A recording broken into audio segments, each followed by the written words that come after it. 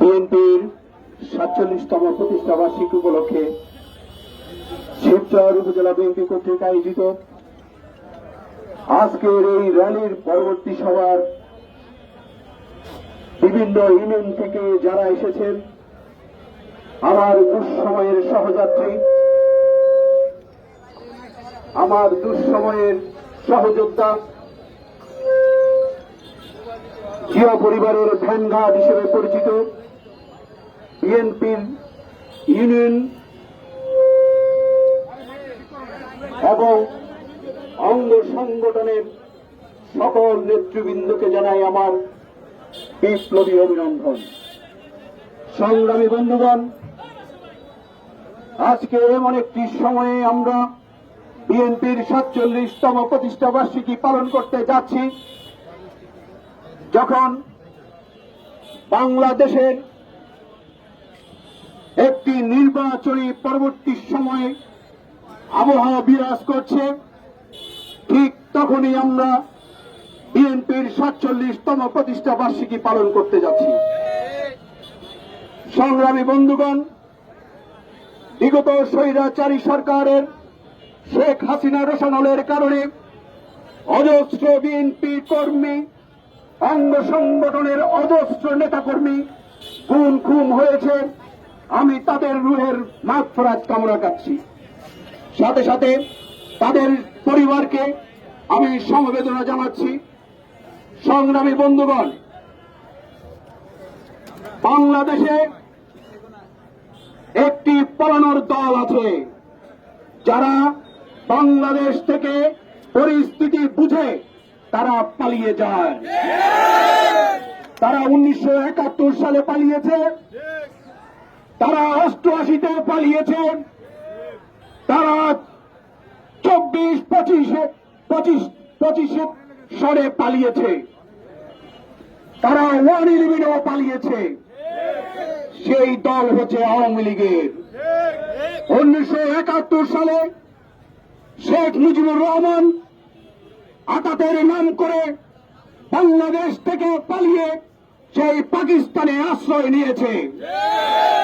আমার নেতা শহীদ প্রেসিডেন্ট জিয়াউর রহমান বাংলাদেশের মাটি ছেড়ে এক পাও বাংলাদেশ ছেড়ে বাংলাদেশের জনগণকে ফেলে কোথাও যায়নি। অথচ আমার নেতা শহীদ প্রেসিডেন্ট জিয়াউর রহমানকে পাকিস্তানের সহচর হিসেবে আখ্যায়িত করেছে এই পালানো দল আওয়ামী লীগ। সংগ্রামী বন্ধুগণ, আবারও 2025-এ পালিয়েছে স্বৈরাচারী সরকার, 15 বছরের ফ্যাসিস্ট সরকার শেখ হাসিনা।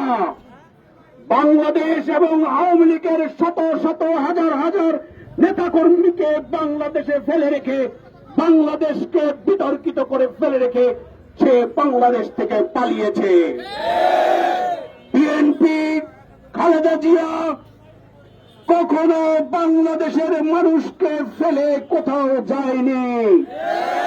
আমার নেত্রী খালেদা জিয়া বলেছেন, যদি মরতে হয় মরব, যদি বাঁচতে হয় বাঁচব, এদেশের মানুষকে নিয়ে আমি মরতে চাই। এদেশের মানুষ আমার প্রাণের মানুষ, এদেশের মানুষ হচ্ছে আমার আত্মার মানুষ। আমি এদেরকে ছেড়ে আমি কোথাও যাব না। সংগ্রামী বন্ধুগণ, এই আওয়ামী লীগের পালানো দেখে আমরা বাংলাদেশের একটি জিনিস আমরা বুঝতে পেরেছি, আমাদের প্রতিরক্ষা ব্যবস্থা ভারতের হাতে তুলে দিয়েছে, আমাদের সামরিক আইন ভারতের হাতে তুলে দিয়েছে, আমাদের স্বরাষ্ট্র ব্যবস্থা ভারতের হাতে তুলে দিয়েছে। বাংলাদেশের যেই কোনো সিদ্ধান্ত এই মুখ্যমন্ত্রী শেখ হাসিনা আওয়ামী লীগ সরকার সিদ্ধান্ত নিয়ে তারপরে বাংলাদেশে কায়েম করত। বাংলাদেশের জনগণের কখনো স্বাধীনতা সার্বভৌমত্ব ছিল না। একমাত্র এই দিনে এই সার্বভৌমত্ব প্রতিষ্ঠার লক্ষ্যে জিয়াউর রহমান বুঝেছিল বাংলাদেশে জাতীয়তাবাদী চেতনা বিশ্বাসী একটি দল দরকার। ওখান থেকে এই দিনে আজকে এই দিনটি প্রতিষ্ঠা হয়। সংগ্রামী বন্ধুগণ, আপনারা অনেক কষ্ট করেছেন। আমি শিবচর উপজেলা বিএনপির পক্ষ থেকে আপনাদেরকে আবারও অভিনন্দন জানিয়ে আজকে এই র্যালি পরবর্তী সমাবেশ এখানেই সমাপ্ত করছি। ধন্যবাদ সবাইকে।